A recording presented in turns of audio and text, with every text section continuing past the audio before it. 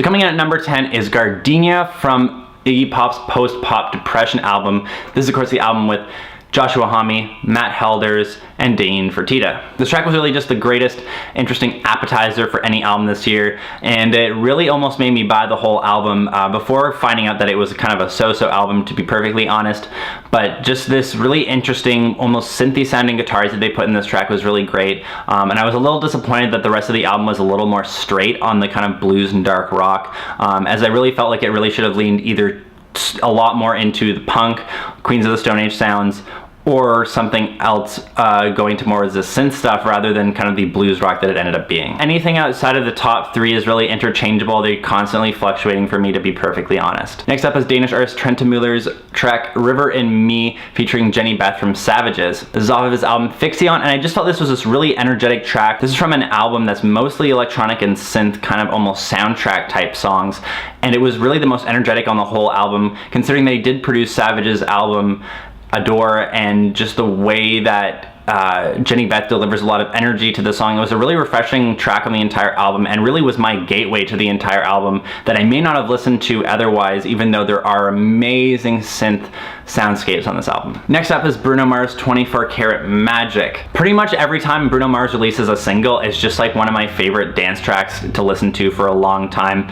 with Uptown Funk just driving me even into this year, probably up until the time that this track was released, and even after it as well. Overall, the fun dance sense of the song and just the overall kind of swaggy feel that he gives off in this track is just something fun, super contagious, and you want to learn all the vocals and just have fun listening and dancing to the song. One of the few survivors from my last list is the Jezebel's Pleasure Drive. This is from their album Cynthia, and I felt the hook to this song is just so great. It has a light ABBA feel, and just the overall sense of vocal dynamics, synth sounds, and just the overall sense of the song is just this dark but fun and deeper than you would think from the start of the song type of sound. Next up is Ain't It Funny by Danny Brown. This is off of his album Atrocity Exhibition, and this is just the track that really blew me away from the album in terms of just like a fun but intense rap track.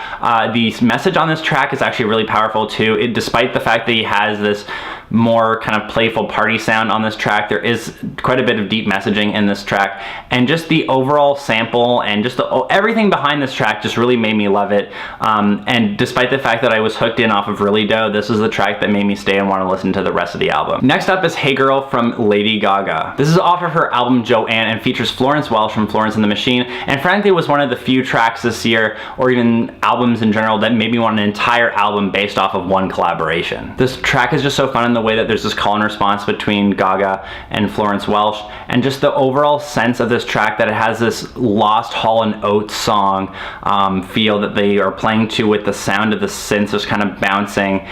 It just has a super fun feeling to it, and Florence Welch's vocals are used not only in this duet style, but also as basically an instrument in the song, giving these great background vocals that sound like this powerful synth, and it's just using every part and attribute that her vocals give in the entire song. And this said, I wanted to see a whole buddy cop feature with these two, at least in a music video or something, coming out of this track. The latest release single on this list only came out a couple weeks ago, but it's coming in at number 4. This is Childish Gambino's Redbone from Awaken My Love. This track also references the band Redbone in interesting sonic ways, but just overall it's a super powerful track. It's slow, brooding. The sound of it is perfect throwback sound to funk and all these other just types of sounds, and just it's so powerful, especially the way that Childish Gambino, aka Donald Glover's vocals, just evolved throughout the track, and just overall it was just a really fun track to listen to. There's some great tracks on this album that also work really well, but this one just really felt like the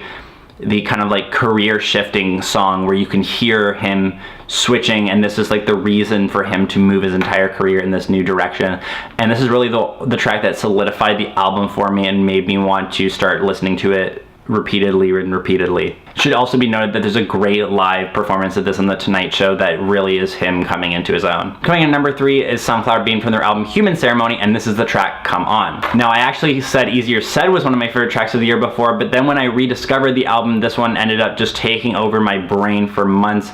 Even when I was in other countries, I just kept hearing the song in my head over and over again and I had to keep playing it. The vicious rush that this song delivers and the overall playful but powerful vocals just make this song super fun. Everything about this song just really works. I find the music video elevated it for it in my mind and actually made it more fun to listen to. But just the overall sense of rhythm mixed with melody in this super dynamic and tight way made this one super powerful, and the way that it keeps pushing and makes each verse slightly more aggressive and powerful and just engaging was really what drove this song to number 3. So coming in at number 2 is a double shot from Angel Olsen's My Woman. Now very clearly I can't ignore to say that Shut Up and Kiss Me is definitely the best track off of this album that she's put out pretty much throughout most of her career, to be perfectly honest.